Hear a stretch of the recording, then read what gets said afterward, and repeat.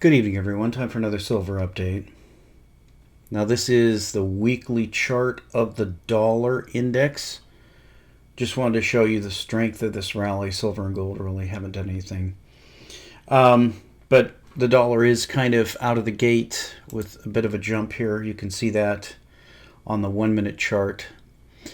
So, what's behind the rally? Well, I think it's a rush to safety, maybe Europe falling apart. Who knows? People trying to figure out what's going to fall apart last, and maybe people are betting that the thing to fall apart last is going to be the U.S.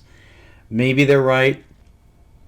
I think that this rush into the safety, quote unquote, of the dollar, whether that is money going into stocks or bonds or other investments in the U.S., I really think that when things turn for the worse, seriously, then we could see this same rush go right into the precious metals. Because really, when you think about it, how safe is the dollar?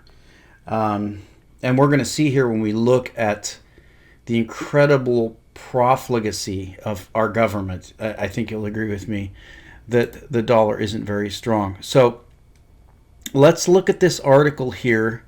This is fascinating. This is from the Economic Collapse blog. And the name of this is, Why Does Maryland Have the Most Millionaires Per Capita? The answer might make you angry. The fat cats in Washington, D.C. are living the high life, and they are doing it at your expense.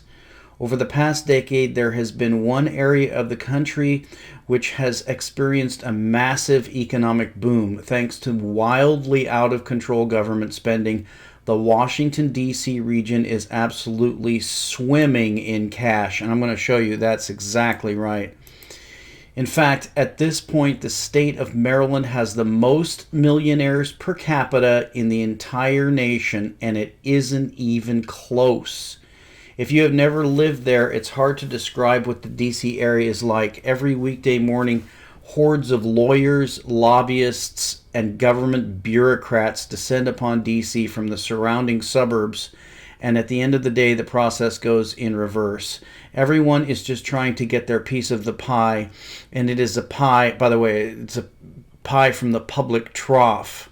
They're all feeding at the public trough, and it's a pie that just keeps on growing as government salaries, government contracts, and government giveaways just get larger and larger. Of course, our founders never intended for this to happen. They wanted a very small and simple federal government. Sadly, today, we have the most bloated central government in the history of the planet, and it gets worse with each passing year. If you were to ask most Americans, they would tell you that the wealthiest Americans probably live in cities such as New York or San Francisco, but thanks to the Obama administration, and before that the Bush and Clinton administrations, the state of Maryland is packed with millionaires. In particular, the Maryland suburbs immediately surrounding D.C. are absolutely overflowing with government fat cats that make a living at our expense. Every weekday morning, huge numbers of them leave their mini mansions in places such as Potomac and Rockville and drive their luxury vehicles to work in the city, as the Washington Post has detailed. In Maryland, nearly 8 out of every 100 households in 2014 had assets topping $1 million, giving the state more millionaires per capita than any other in the country, according to a new report from Phoenix Marketing International. The rest of the Beltway isn't lacking in millionaires either. The district in Virginia ranked in the top 10 among those with the highest number of millionaire households per capita in 2014.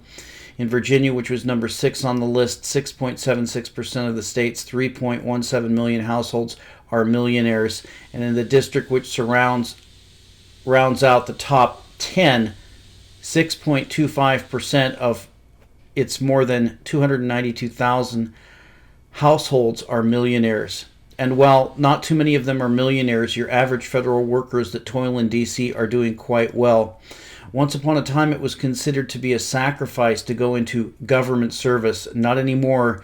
If you can believe it, approximately 17,000 federal employees made more than $200,000 last year. Overall compensation for federal employees comes to a grand total of close to $500 billion every 12 months. In fact, there are tens of thousands of federal employees that make more than the governors of their own states. Does that seem right to you? And it goes on. Now, the first thing a lot of people are going to say is, well, you're just envious. Well, no, I'm not envious, and it's my money. So another thing that a lot of people will say is, well, it's none of your business. No, it's my business because it's my money that they're spending. And let's dig deeper into these numbers here. I want you to look at these counties. This is a list of the highest income counties in the United States. So this is Wikipedia. This is not, rightwingbloggers.com. This is just a neutral list of the highest income counties in the United States, and it's right there on Wikipedia. And here it is. Presented below are the 25 wealthiest counties with populations of 65,000 or greater in the United States by median household income, according to a 2012 survey. And here you go. Loudoun County, Virginia. Median household income, $117,000. Howard County, Maryland. Fairfax County, Virginia. So the top three, Virginia, Maryland, Virginia. The next one, New Jersey. Then we get Virginia, New York, New Jersey. And then you can see we've got a bunch of more Marylands down here and a couple of Virginias. So probably at least half, and the bulk is right there in D.C. Absolutely shocking.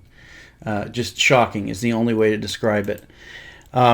So let's take a look at this. We'll look at this Loudoun County here. But before we do that, let's take a look at the national debt clock. Now, if you remember the last time we had this debt ceiling charade, you remember that? The Republicans, and I'm going to coin a new term here. I looked it up, and no one has used this term before, so I'm going to coin this term right now, and then I'll try to use it going forward when I'm talking about these politicians. But I'm going to use the term repetocrats, because basically these are bribed pedophile politicians, and they're all the same party, controlled by the same people. So I'm going to call them repetocrats from now on. But basically, if you remember in the last election, the big battle between the blue color and the red color of repetocrats, they were fighting over the budget. And if you remember, Barack Obama came along and said, I think it was Jack Lew, but Obama threatened Social Security. But Jack Lew came in and said, okay, we're going to go ahead and just cut out this federal pension thing. We'll do that first. Now, if you look at this component here, here's your largest budget items in the national debt clock. Here you can see Medicare with a ridiculous $1 trillion, Social Security with nearly that much, the Defense Department, the War Department is $600 billion. Income security, that's some kind of welfare. There's the interest, which is a joke because they pegged interest rates at nothing. But here's federal pensions. So this is the amount of money that we're spending every year on federal pensions.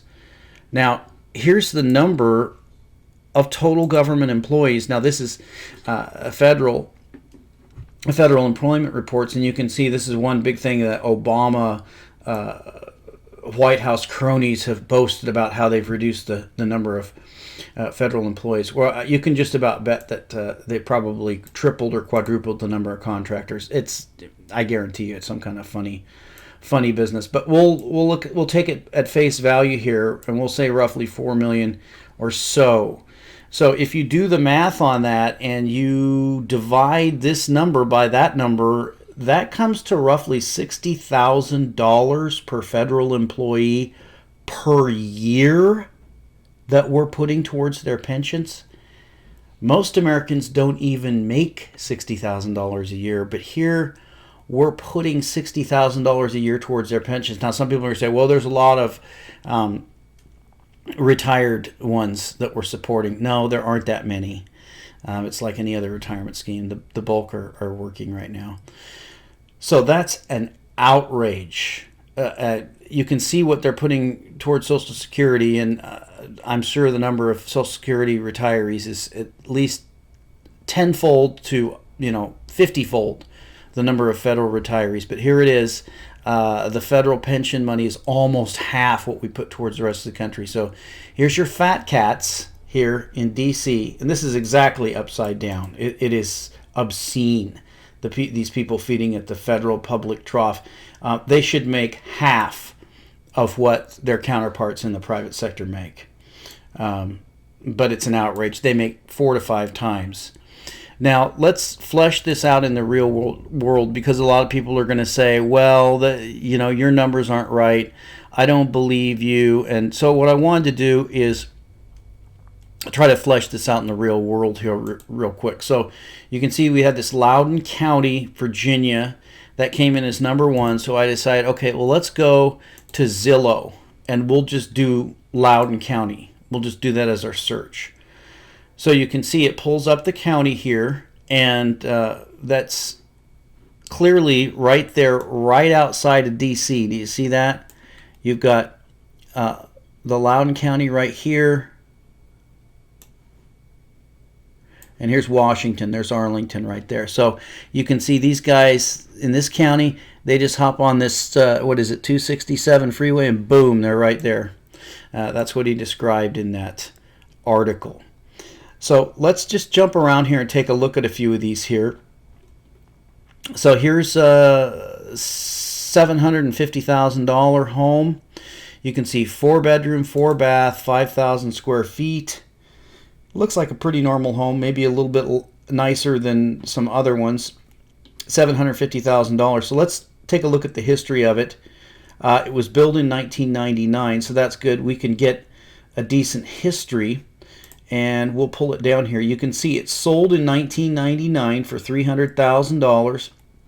By 2007, right before the bust, you remember the bust, housing bust, where real estate collapsed? Well, no, it didn't. Not here, not in Loudoun County, because the people who bought that in '99 for $300,000 are asking $750,000 today. You can see $300,000, $600,000, $650,000, $660,000, $695,000, $750,000. That house never went down. Looks like the bureaucrats in D.C. never really experienced a recession. Let's pick another one here. Here's a $680,000 5-bed, 5-bath house that was built in 1995. And the price history, you can see, well, it sold for $300,000, and more than double that listed for sale for $680,000. Let's find another one just to make sure this isn't some kind of fluke. Let's get one of these up on the high end here. It seems that a lot of these people don't have too much of a problem coughing up the mortgage for $1 million house. I'm not seeing too many that are below $300,000. Here's a $1.2 million. Let's take a look at this this baby. So this is kind of a mansion here, and it's in Ashburn. I'm sorry. We're talking $1.2 million for this house. It's 8 bedrooms, 8 baths, 8,000 square feet. So that's going to be, well, here you go. Here's your estimated mortgage here. So this is what it costs you to carry this. This is going to include your taxes and everything else. So let's say you wanted to live high on the hog and live in this baby. Well, it's going to cost you about $50,000 a year. Well, that's not too much money if you're making $200,000 a year off of taxpayer money. So let's take a look at the history here and see what has happened with this one. So you can see this one came in at 06, was sold at $1 million right before the bust. Unfortunately, we don't really have a history on it, but we see that it was listed for sale for $300,000 more 8 years later in 2014. So it doesn't look like that one really experienced a downturn. Here's another $1 million one. Hopefully this one was built longer ago. No, this one's built in 2014. Wow, building brand new $1 million houses Are they building $1 million houses in your neighborhood? Yeah, I didn't think so. Here's your government money at work here. Here's one, 899,000. Let's take a look at this one. This one was built in 2010. So here's your $1 million mansions. There seems to be quite a demand for them. Here's one built in 2005. So this one was before the crash. This is $1.7 million, 4-bedroom and mystery bathrooms. Looks like it's kind of a farm, so they're on 11.5 acres here. And we can see the price history. Well, you can see that in 98 it was 600,000. It sold in 03 for 565. That might have been some kind of foreclosure sale or something like that. Then you can see it jumps all the way up to 2 million. Looks like that was a pretty, oh look, it was Sotheby's. So listed for sale, price change. It's almost like this thing, we don't know what happened to this house, so we're not seeing the listing. But it went from 600,000 to 1.7 millions, and it's Sotheby's. So there you go. Here's the rich people. Yeah, the rich people now are government workers, if you can believe that. So it's going to be kind of interesting going forward, having Obama and the Democrats railing against the rich. What are they going to do when the rich are those feeding at the public trough? How are they going to spin that one? And we'll talk to you next time.